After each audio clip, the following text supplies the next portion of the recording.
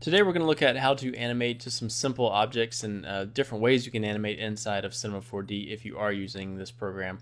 A couple people are asking about that, so I figure I would show just a few examples of what I've done in the past and some simple ways to animate. So the keyframe and the animation timeline in Cinema 4D is very different from what you would use in something like After Effects, so getting into that can be a bit intimidating. So one of the questions brought up in one of the posts was in the Love, Sex, and Dating app that we made, or the package that we made. Someone was asking, the animations were fairly clean and simple, and so really how to do that. So let's take a look at that real quick here. So inside of here, this one's not a whole lot to it. So I have a background inside of Cinema 4D, a light source, as well as a few objects in here animating. So this one here was just a very simple keyframe of it moving in and rotating. We'll go over that. And then the next one here is, this was done with a cloner object, which we'll go into that too, where I can throw these two objects into a what they call a cloner, and it will make a whole bunch of them, and then I tell that same object to be dynamic, which means I want gravity to affect it and things like that. So then I tell it when, and they all come crashing down and bouncing off one another. Here was a bit more complicated to try to get this shake to animate, so you can see it dropping down there. We might have some time to go over that, might not. This was using a third-party plugin called Voronoi Fracture. We can go over that as well. And this was, again, an emitter. So this was an emitter that I threw all these little objects in, and it launched out. So we'll go over a few of these. Some of them are a bit more complicated, but some of the basic stuff inside of Cinema is what we'll do. So let's dive in. All right, so inside of Cinema, this is your main playing field. So you can see this is one big plane, one big 3D environment. So what I would do first, let's start with the apple. That was the simplest. So what I wanted to do is I would make a plane. So I go up here to my objects, and I'm going to go to plane. And here's my plane. So I want to see how many segments are in this object. So I'm going to go to display, and this shading here with the lines. And then now you can see that how it's broken up. So what I wanted to do is kind of make a studio wall. So it's kind of an infinity wall. So I needed to add a bend deformer to it. And then I want to place the bend inside of the plane. And then I took the bend and started rotating it, and I believe I had to adjust this a little bit. So just so I have a little more rotation, now I'm going to adjust the rotation of the actual bend. So I'm going to hit R on the keyboard, and I'm going to spin this around until I get it to the right way I want to bend it. Here we go. So 90 degrees. And then I'm going to just adjust the size of this bend down a little bit. I'm probably going to need a lot more segments in my wall, so I'm going to do like 150. And then I'm going to do some more to that bend here. And obviously that's a lot of bend, so I'm going to shrink that down. Let's see, here we go. So something like that is really what I was going for. Probably could back that up a little bit. So that's really the basis of the studio. So my camera was kind of sitting right here, and then I would throw a texture on here and then drag my objects in. So we'll go over that for now. And then let's add an object. So I'm gonna see if I can find that apple. So let's see, I'm going to do Command-Shift-O to kind of merge an object in here. So let's see, we have Love, Sex, Dating, Cinema 4D, maybe assets. Let's see, so I can find that actual crunched apple. Cinema 4D. Let's do this one here. See if that pops in. There we go. So here's my apple, and now I need to move this into place. So hit E on the keyboard to get my transform tool, scoot that over, and I'm going to hit R, and I'm going to rotate that 90 degrees and move that up. All right, so some textures are missing. I wonder if I can go in, maybe let's see, see apple. Yes. Let's see if this renders out. Okay, so we'll just go in here. So this is kind of where we are right now in the other one. Now I'm using Corona as my renderer.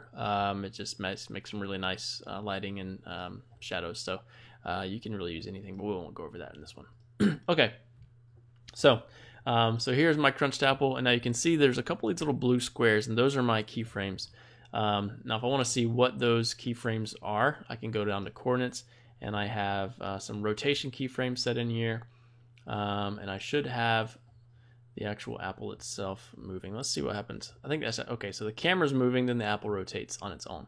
So that's what's happening. So I have my camera, and you can see these little red dots are the animation. So if I wanted to, let me make just a new camera, and we'll talk about editing the so here's my new camera. So I'm going to leave this right here, and we're just going to talk about editing this or animating this apple. So what I want to do first, I'm going to delete these so we can start from scratch, is I want the apple to slide in and then kind of start rotating midway. So I'm just going to focus on the position. When I clicked my crunch apple, you can see it has the rotation here. I'm going to hit E on the keyboard, and now I have this transform. It looks like it's kind of moving to this diagonally, so let me rotate that a little bit. Let me hit E, see if I can get it to move. It's getting better. All right, so that's about close enough. Okay, so I want my start frame to be over here, so I'm going to slide that out of the way. Again, make sure this is selected. I'm going to make sure my coordinates selected, and then I want to select just the position. So I'm going to click on these, and you can see here it makes this little blue dot, and now that's a keyframe set. So I'm going to slide forward a little bit, and I'm going to move that over here, maybe about right there. And I'm going to select these keyframes. So now those are locked in. So now our apple slides in here. And Cinema's pretty good about making it fairly realistic. So it kind of already does an easy ease for you. If you wanted to get even more specific with that, much like the graphic editor in After Effects, is you click on your layer, go down to Show F Curves, and here you can see our bend. So really this is the only one that's being affected, so I can select this and slide this over, trying to keep that nice and straight. So now, if I go back, it should go a little bit faster, then come to a nice slow stop. There you go. So you can edit it that way. So I'll close this out. And now I want to focus on my rotation only. So I want it to kind of be rotating as it stops. So let me go back here. Maybe it starts rotating about right there. So I'm going to go see my apple, click on the rotation. Really the only one I need to adjust is this top one. So I'm going to set my keyframe for that, move forward to about right there, and push that forward right there. Okay. And now I'm going to select that keyframe, and you can see it slides in, rotates, boom. All right, so that's really the simplest way to animate all of those properties there. You can adjust your scale if you want, but for the basic movement of any object, really that's how you would do that. Okay, so now let's look at the section where the little statues come falling into place. So let's go to, let me just open up that project here. Male, female, maybe.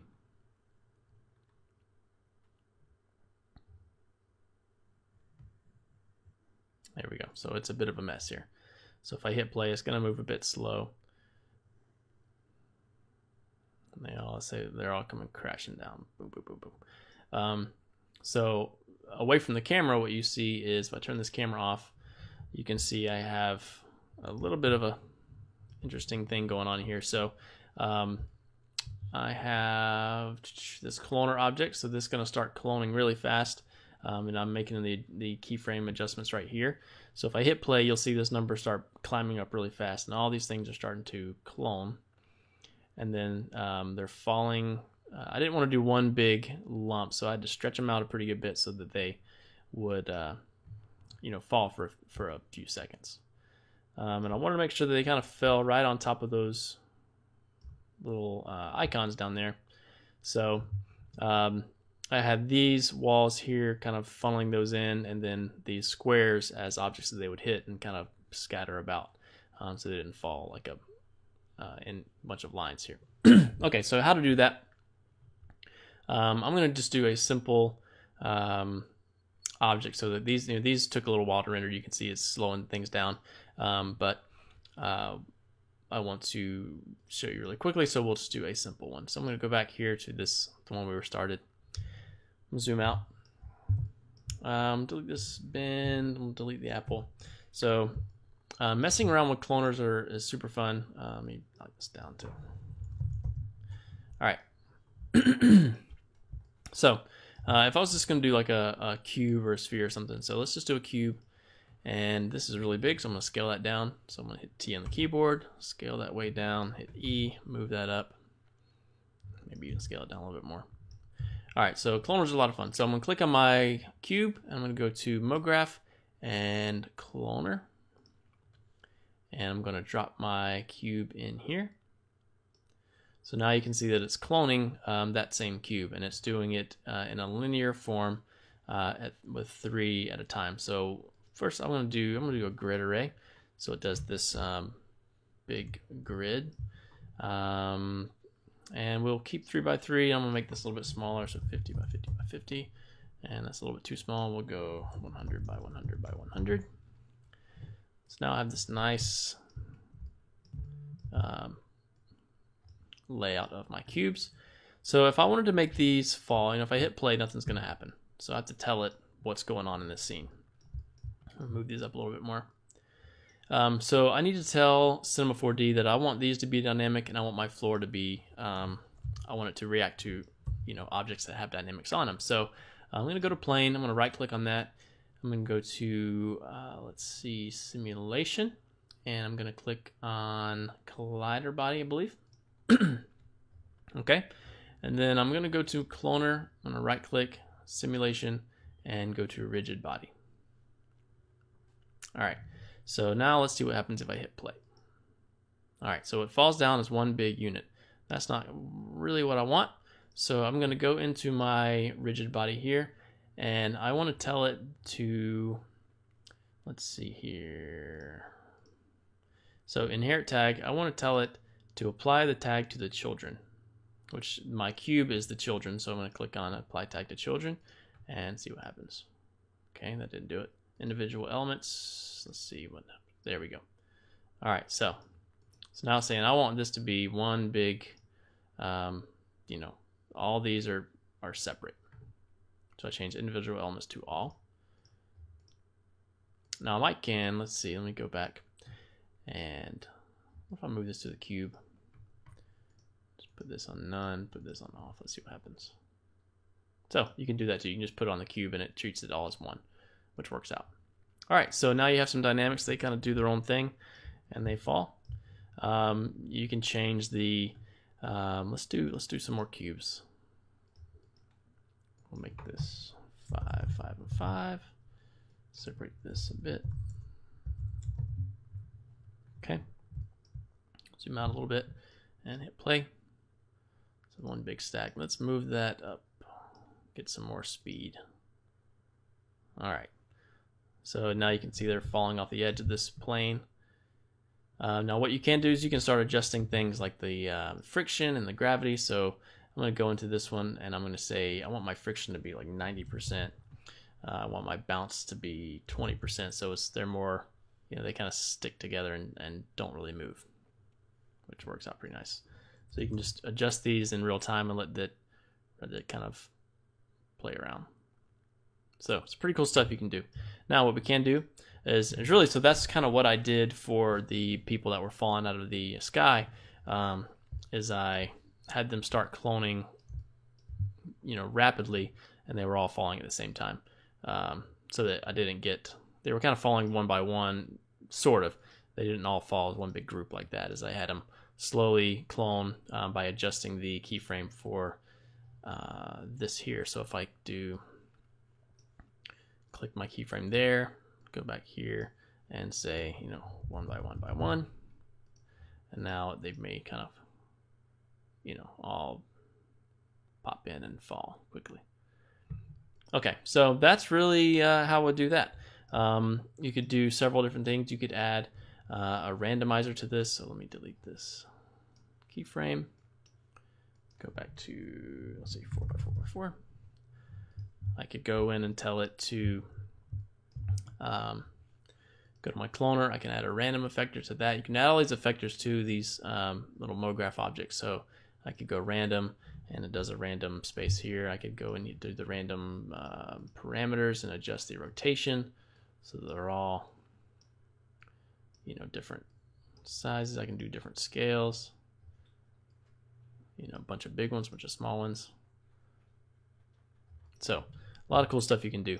So that's really how I did the people falling. The next was the milkshake. I probably won't really go into that too much as it's a little bit complicated. Let me open it up and let's take a look on what I did here. So I just did some basic movements with my straw that we've already covered with just some of the coordinates here. And then I had the milkshake kind of sink down like that. Now I had the cherry fall, which again I added just some dynamics to it. So I did, where'd it go? The cherry. So right here, I just added a rigid body to it and had it fall and kind of stick in there a little bit, and then have the had the milkshake move. So I think if I go back to, let's turn off. There we go. You know, kind of squishes down inside of the glass there, and really that's just a simple. Let's see, milkshake glass shakes. This is the actual shake, and really that's just a keyframe there, and then it kind of scaled down from the bottom. So I put my kind of my anchor point down at the bottom of the liquid and had it scale down as well as slide down a little bit. So you can see there adjusting, the time's changing right there, which gave it that look like it was being sipped. Okay, what else? We did the confetti, which was, I believe, an emitter. Let's take a look. Confetti.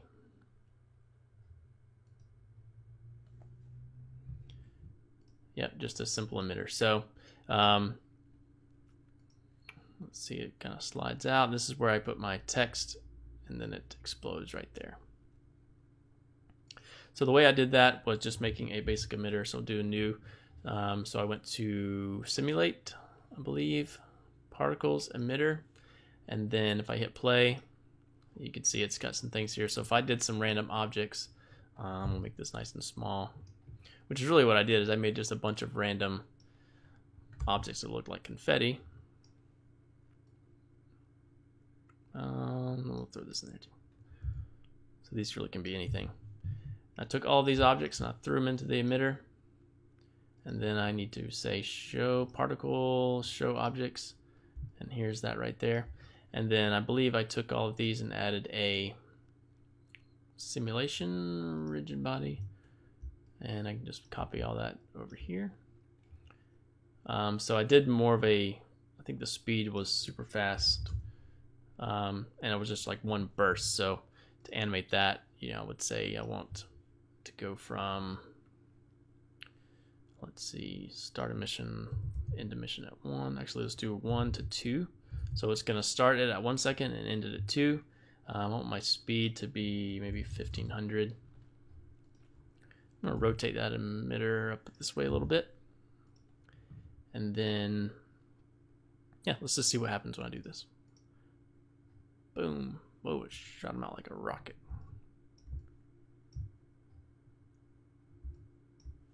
So let's see. Let's do 50 and 50.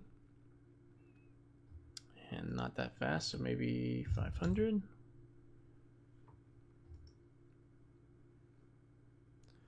Okay.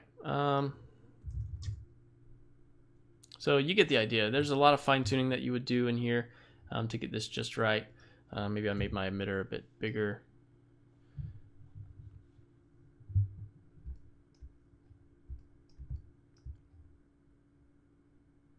So after a bunch of adjusting, you eventually kind of get your, oh, let's see, my speed is, let's see.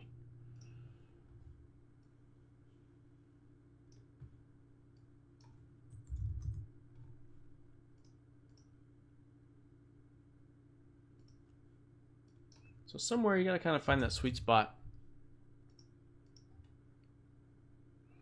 And they're kind of shooting out all together, so I can make a rotation variation. I can make the speed variation so that's a little bit more organic. So some are faster, some are slower. And then I had my floor on the bottom. So that's kind of the idea behind the confetti cannons. Okay, so I believe that kind of covers the basic animation. If I was going to do a camera, if I was going to do animate a camera, I would add my camera in here. Turn it on with this little button here. So now I'm looking through that camera. Now I can do different lenses. So I might want to do like an 18 lens, something super wide. Zoom in, make this feel very epic. So I control my looks with holding down Option and moving around, and then I can press 1 and move left and right. 2 kind of zooms in and out. 3 does a rotation. So if I was going to set a camera, I would click on my camera, do some keyframes. So if I wanted to adjust my rotation and my position all at the same time, I can do it down here. I don't want scale, so I have my position and rotation. So I'm going to click my keyframe right there, slide forward, and then I'm going to rotate around these objects. Something like that. Okay. And then I'm going to set that keyframe. So if I go back to the beginning, camera moves and it launches out. So if I leave my camera, you can see what's happening as my camera is flying around there. Cool. Okay. So that's kind of the basic of animating things in After Effects. There's obviously a billion ways to animate stuff. So if you have any more questions, or if there's a certain thing you want animated, or how to know how to animate, let me know, and hopefully I have the answer. I might not, but that's the beauty of doing these and learning together. So thanks a bunch, and we will see you soon. Bye.